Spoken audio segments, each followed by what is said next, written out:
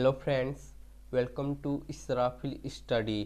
तो आज हम लोग घातांक का नियम के बारे में जानेंगे उदाहरण सहित। तो हमने यहाँ 8 नियम लिया है, तो वीडियो को लास्ट तक देखिएगा जिससे कि आप अच्छे तरीके से समझ सके। तो चलिए हम वीडियो को शुरू करते हैं। तो दोस्तों, इससे पहले हम घातांक का कॉन्सेप्ट जान लेते हैं। कॉन्सेप्ट दोस्तों ये है कि यहाँ a की पावर m है, तो ये जो a है, a को दोस्तों हम क्या कहते हैं? आधार, यानी हम इसे बेस कहते हैं। ठीक है। और ये जो m है दोस्तों, हम m को क्या कहते हैं? m को हम घात कहते हैं, हम इसे पावर कहते हैं। ठीक है। a को हम आधार कहते हैं और m को घात कहते हैं। और दोस्तों, यहाँ जो a की पावर m है, इसका मतलब क्या हुआ कि a जो है वो हमारा m बार गुना में है। जैसे कि x स्क्वायर है, तो x हमारा क्या है? आधार है, और 2 घात पावर है। तो यहाँ x का पावर 2 है, तो इसका मतलब क्या हुआ कि x जो है वो 2 बार गुना में है। यहाँ x की पावर 2 है ना, तो इसीलिए हमारा x 2 बार गुना में है। यानी इसका मतलब ये हुआ कि अगर किसी भी संख्या का जो पावर है वो संख्या उतनी बार गुना में है।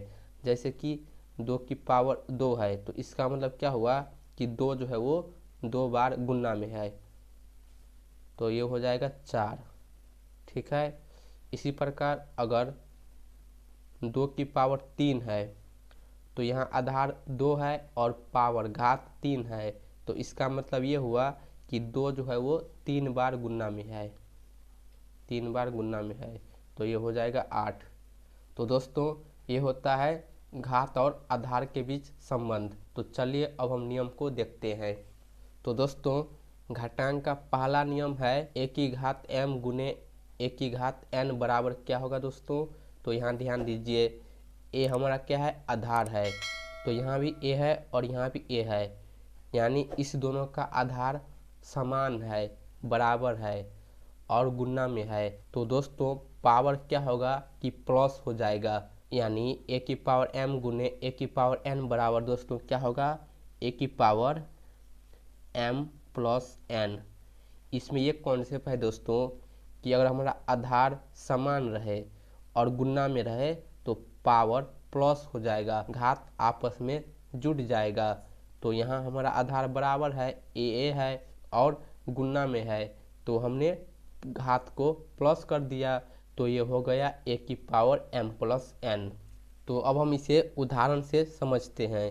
जैसे कि 2 की पावर 2 गुने 2 की पावर 3 है, तो दोस्तों ये क्या हो जाएगा? यहाँ देखिए, इस दोनों का आधार समान है, 2 है और गुना में है, तो घात क्या होगा दोस्तों? जुड़ जाएगा, यानी ये हो जाएगा 2 की पावर 2 प्लस 3 कितना होगा? 5। तो 2 की पावर 5 कितना होता है दोस्तों? 32। तो 32 हो जाएगा इसका आंसर। तो ये है दोस्तों पहला नियम, आधार बराबर रहे और गुना में रहे तो पावर आपस में प्लस हो जाएगा।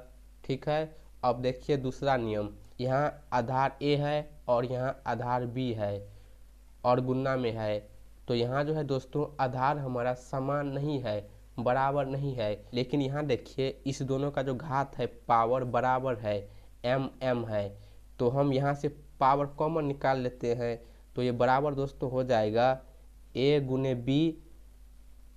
b का होल पावर m। ठीक है। यानी हमारा यहाँ घात समान है लेकिन आधार बराबर नहीं है और गुना में है, तो हम इस दोनों को गुना लगाकर एक ही पावर के अंदर लिख सकते हैं। जैसे कि उदाहरण से समझिए, 2 की पावर 2 गुने 3 की पावर 2 है, तो यहाँ आधार बराबर नहीं है, 2 और 3 है, लेकिन घात जो है बराबर है, तो हम इसे गुना लगाकर एक ही पावर के अंदर लिख सकते हैं। यानी हम लिखेंगे 2 गुने 3 और इस दोनों का घात पावर क्या है? 2 है, तो हम इस दोनों के ऊपर होल पावर लगा सकते हैं 2। ठीक है। तो इसे हल करेंगे दोस्तों क्या होगा? 2 तिया 6 और ये स्क्वायर, तो 6 का स्क्वायर करेंगे कितना होगा 36। तो ये है दोस्तों दूसरा नियम। अब देखिए दोस्तों तीसरा नियम। तो तीसरा नियम दोस्तों ये है a की घात m और इसका भी घात n है। तो यहाँ देखिए पावर के ऊपर पावर लगा है, तो हम इसे दो तरीका से लिख सकते हैं। हम इसे लिख सकते हैं दोस्तों a की पावर, यहाँ देखिए m के ऊपर भी एक घात लगा है n, तो ये जो घात है ना आपस में गुणा हो जाएगा, यानी ये हो जाएगा a की पावर m गुने n। या इसे हम इस प्रकार भी लिख सकते हैं दोस्तों, यहाँ देखिए a की घात m फिर n है ना, पहले a की पावर n और फिर a की पावर m भी कर सकते हैं। क्यों? क्योंकि दोस्तों जब हम 2 को 3 से गुना करेंगे 6 होगा, और जब हम 3 को 2 से गुना करेंगे तब भी हमारा 6 होगा। तो हम इसे ऊपर नीचे कर कर लिख सकते हैं, इससे कुछ फर्क नहीं पड़ेगा गुना में है। तो हम एक एग्जाम्पल लेकर इसे समझते हैं, यानी 2 की पावर 2 और इसका भी पावर घात 3 है। तो हम पहले इस रूप में लिख लेते हैं। तो हम पहले आधार को लिखेंगे, तो आधार हमारा 2 है और यहाँ देखिए घात 2 और फिर 3 है, तो इसे गुना करेंगे 2 गुने 3, तो 2 की पावर 6 हो जाएगा। तो 2 की पावर 6 32 दूना 64, 64 हो जाएगा। अब हम इसी को इस रूप में लिख लेते हैं। तो यहाँ देखिए दोस्तों पहले m फिर n है और यहाँ पहले n और m है, तो हम यहाँ भी क्या करेंगे, पहले 2 की पावर 3 लिखेंगे और फिर हम इसका पावर 2 करेंगे, तभी दोस्तों क्या होगा 2 की पावर 6, 3 दूना 6, तो ये भी 64 ही होगा। तो हम इस नियम को इस दो तरीका से लिख सकते हैं। तो ये है दोस्तों तीसरा नियम। अब नियम 4 है दोस्तों a की पावर m भागे a की पावर n। ये जो बट्टा लगा है ना, इसका मतलब ये हुआ दोस्तों कि यहाँ ये जो है a की पावर m भागे a की पावर n है। तो अब यहाँ ध्यान दीजिए, यहाँ देखिए इस दोनों का आधार बराबर है, समान है और भाग में है। तो जब भी हमारा आधार बराबर रहे और भाग में रहे तो क्या होगा, तो पावर जो है दोस्तों आपस में घट जाएगा, माइनस हो जाएगा। तो पहले हम आधार को लिख लेते हैं, अब हम घात को घटाएंगे, तो हम m माइनस n करेंगे।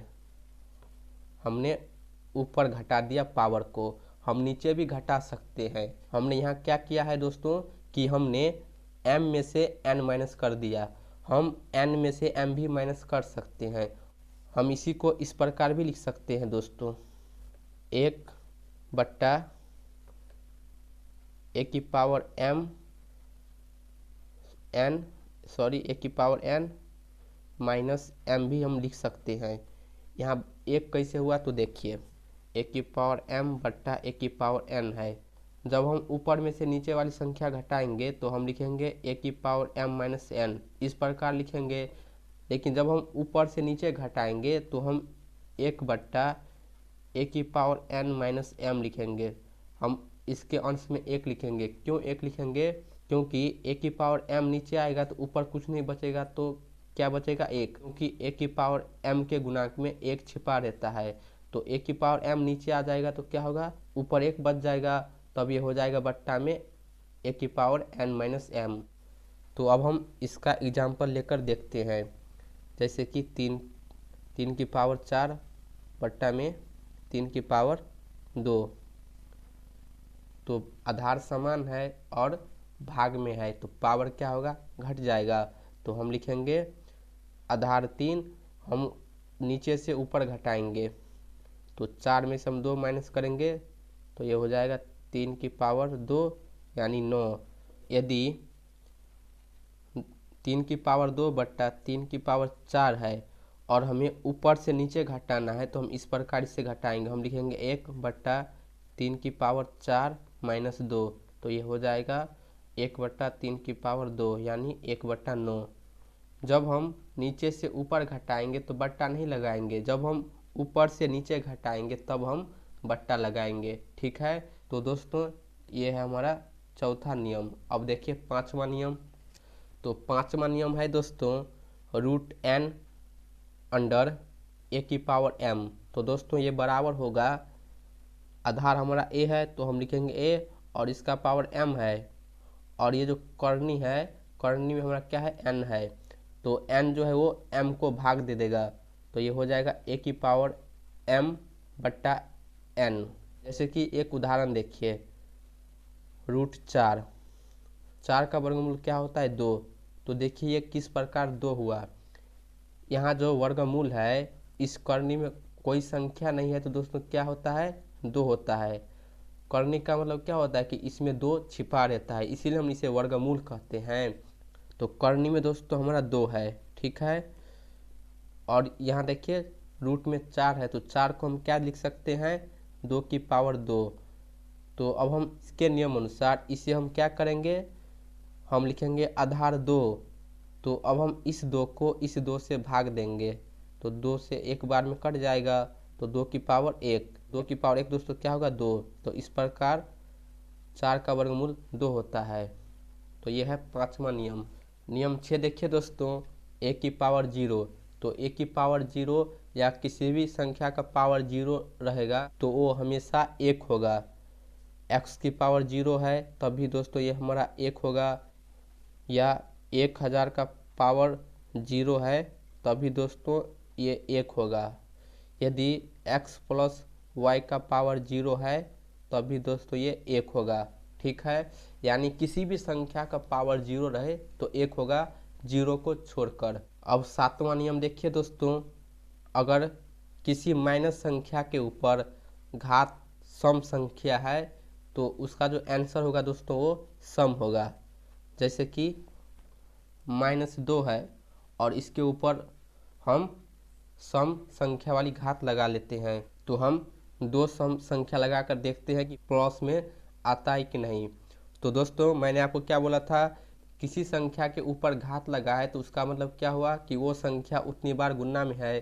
तो -2 के ऊपर 2 लगा है तो इसका मतलब ये हुआ कि -2 जो है वो 2 बार गुना में है। तो दोस्तों माइनस माइनस गुना करेंगे क्या होगा, चिन्ह के नियम अनुसार प्लस। तो प्लस को हम नहीं लिखेंगे, तो 2 को 2 से गुना करेंगे 4। यहाँ 4 के अगर कोई चिन्ह नहीं तो प्लस का चिन्ह है। तो यहाँ देखिए -2 के ऊपर घात 2 है, तो 2 हमारा सम संख्या है, इसीलिए हमारा आंसर प्लस में हो गया। अब देखिए 8वां नियम इसका विपरीत, अगर किसी माइनस संख्या के ऊपर घात विषम संख्या है तो उसका आंसर जो है दोस्तों वो माइनस में होगा, ठीक है। जैसे कि -2 है तो हम इसका घात विषम संख्या लेते हैं, तो विषम संख्या दोस्तों हमारा 3 होता है। तो किसी संख्या के ऊपर जितनी घात लगा है वो उतनी बार गुना में है, तो हम -2 को 3 बार गुना कर लिख लेते हैं, -2 गुने -2। तो माइनस माइनस गुना करेंगे दोस्तों क्या होगा, +4 और गुने ये -2।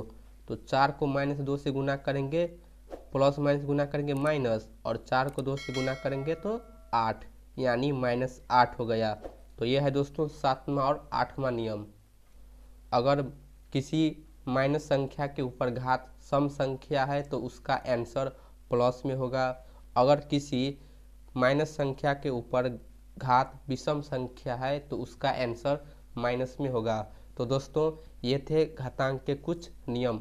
तो उम्मीद करता हूँ कि आपको वीडियो समझ आई होगी। अगर आपको वीडियो पसंद आए तो वीडियो को लाइक कर दीजिए। अगर आप चैनल पे पहली बार आए हैं तो प्लीज़ चैनल को सब्सक्राइब ज़रूर कर लीजिए।